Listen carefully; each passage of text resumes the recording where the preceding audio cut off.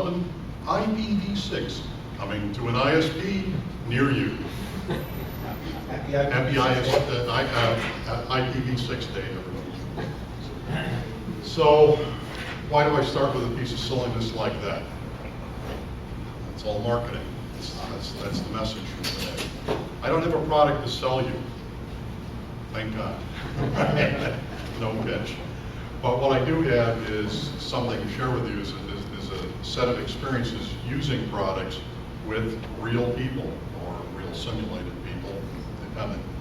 And the point of really this presentation today, and the point of a lot of the experience I have, is that it's all marketing.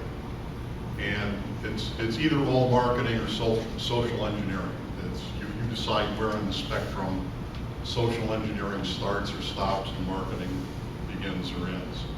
But because we're dealing with people, and the point of what we were trying to do, in a nutshell, improve our security posture by looking at one specific thing, our web application vulnerabilities, and decrease the amount of vulnerabilities. Well, that doesn't happen by magic. It doesn't happen because you've got tools, because you've installed appliances. The only way that changes is if you change people's behavior. Right? It's the same, the other marketing message you heard, guns don't kill people, people kill people. Well, web application security doesn't improve by itself. People improve web application security by doing something that heretofore they had not been doing. So you've got to win over their hearts and minds. Sorry, I'm a veteran of last century's war, and hearts and minds were real important to us at one point in history. Maybe not so much now. So we really want to talk a lot about marketing, communications, how people have behaved in our environment, some of the pitfalls we ran into, some of the gotchas, what we did about it, and ultimately what we got out of it. Did we actually change things for the better? Did we change things for the worse? Did we change things at all? And that's what I think you'd be interested in hearing.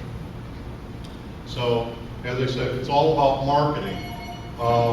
To me, operating this area, the communication among people is much more important than any of the technology they're currently using or any of the technology we're trying to introduce. And we'll explore why that is. I also want to point out that no matter how focused you are on what your messages are to the various audiences you need to address, you will in fact be misunderstood if you're speaking English. It's my only language, it's my primary language. I've been speaking it reasonably successful now for a number of years, and English is inherently an ambiguous language. You've got to remember that you're saying something, there's a picture in your mind of what you're saying, there's a picture in my mind right now of what I think I'm saying to you. All of you are receiving something different. Many of you are in fact receiving the message I think I'm conveying, but not necessarily in the way I think I'm telling it to you, because you're different people. You have different experiences. The words have nuances that I'm not necessarily in tune with. So this is real important too when you're in this sort of high pressure, tense situation. Your job is to get things better, to improve application security, to get people to do better code, have fewer vulnerabilities, change behavior. You're under pressure.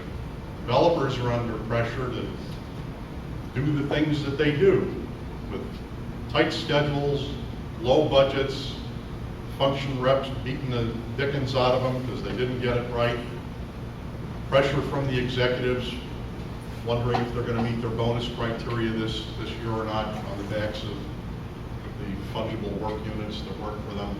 Sorry. And so you got all this dynamic going on, and you're trying to interject another message that probably is not their first most important message, or the second, or the third, may not even be on the radar, but you've got a job to do too. And so you're trying to introduce this message and, again, change behavior in this environment when they're already under a lot of pressure to understand messages that are impinging on them. And certainly, one of the things I want to explain briefly tonight is how our program evolved. We started in the summer of 2008, driven by a couple of things. First off, the approximate cause was to start achieving better compliance with the PCI requirements. So that was the immediate driver that got some attention to the issue. Good or bad, it helped in that sense. The other thing that helped more than anything else was, I'm not sure how it happened. We can attribute it to just a lot of dumb luck, or we can attribute it to years of lobbying and education. Let's rack it up to diligence on our part. We convinced the CIO to pay more attention to these things, and he agreed, and he got involved in a very personal way with this issue.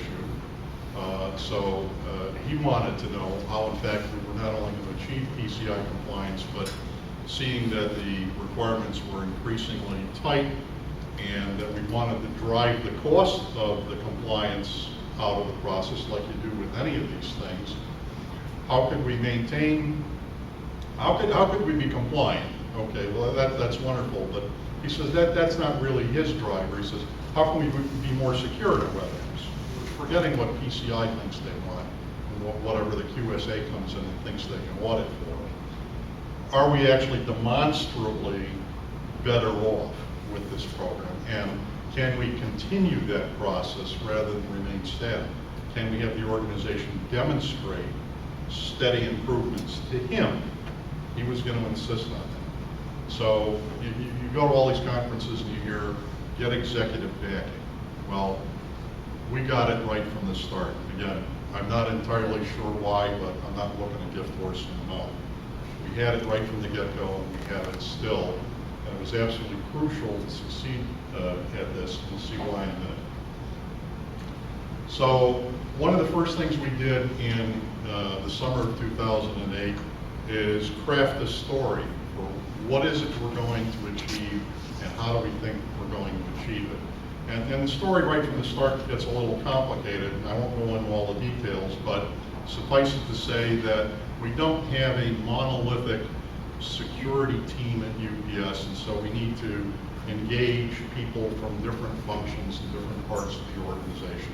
You know, they're all IT people of one sort or another, but they're reporting through different chains of command, ultimately to the CIO, but there's some fragmentation. So this is the polite way of saying there's a lot of politics involved, okay? You've got people, you've got problems to solve, i.e.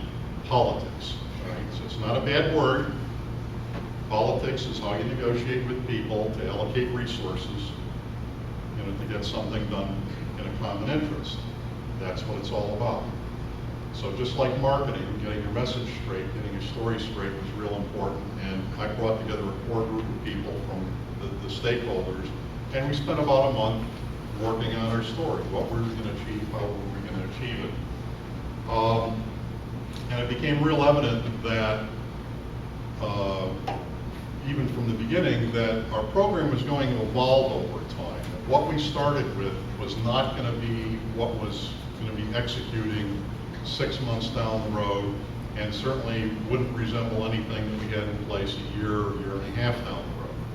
So knowing that this was going to evolve, it was real important not to build just a static story, but more or less develop a framework in which parts of the story could snap in and snap out in very clear and distinct ways so you wouldn't be confusing the audience.